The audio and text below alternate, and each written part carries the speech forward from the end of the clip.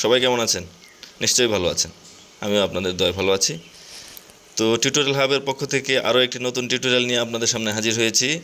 আজকে টিউটোরিয়ালে আমরা দেখাবো যে কিভাবে আপনি আপনার পিসি বা ল্যাপটপ থেকে স্ক্রিনশট নেবেন। আমি আজকে আপনাদের দেখাবো উইন্ডোজ 11 থেকে কিভাবে স্ক্রিনশট নেওয়া যায়। তো চলুন শুরু করা যাক।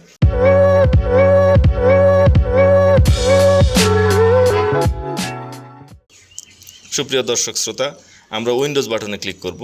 উইন্ডোজ বাটনে ক্লিক করার পর এখানে সার্চ অপশনে আমরা লিখব এস লিখলে দেখবেন যে স্নিপিং টুল নামে একটা অপশন চলে আসছে। এই স্নিপিং টুলে ক্লিক করবেন। আমি এটা ক্লিক করলাম। ক্লিক করার পর উইন্ডোটা বড় করে দিচ্ছি। এখানে দেখেন অনেকগুলো অপশন দেওয়া আছে।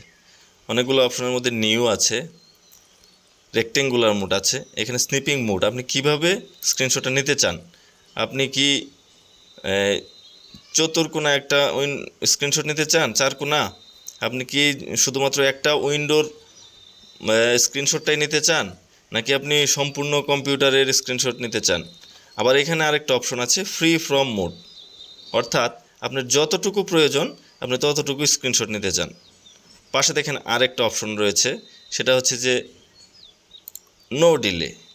নো ডিলে বলতে এখানে আপনি স্নিপ ইন 3 সেকেন্ডস, এখানে 3 সেকেন্ডের মধ্যে স্ন্যাপশট হবে, 3 সেকেন্ড পর। আবার একটা আছে 5 সেকেন্ড, আর একটা আছে 10 সেকেন্ডস। আর আমি এখানে সিলেক্ট করব নো ডিলে। আমার ওই 3 সেকেন্ড 5 সেকেন্ড দেরি করার কোনো প্রয়োজন নেই। তো চলুন, আমি নিউয়ে ক্লিক করলাম। নিউ ক্লিক করার পরে আমি আমার কম্পিউটারের এইখানে নির্দিষ্ট একটা রেক্টেঙ্গুলার মোডেই একটা স্ক্রিনশট নেব। আমি আমার পছন্দ মতো আমার ইচ্ছা মতো এইটুক নিলাম।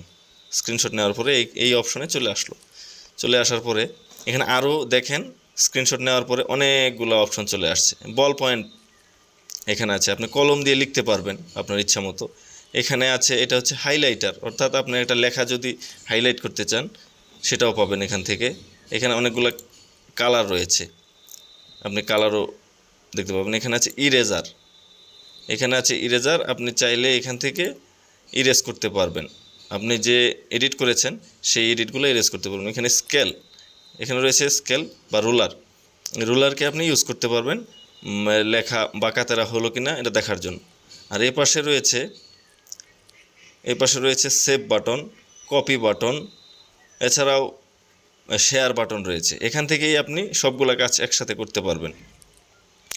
তো আশা করি যে আপনাদের আর কোনো সমস্যা হবে না, স্ক্রিনশট নেওয়ার জন্য থার্ড পার্টি কোনো অ্যাপের প্রয়োজন হবে না।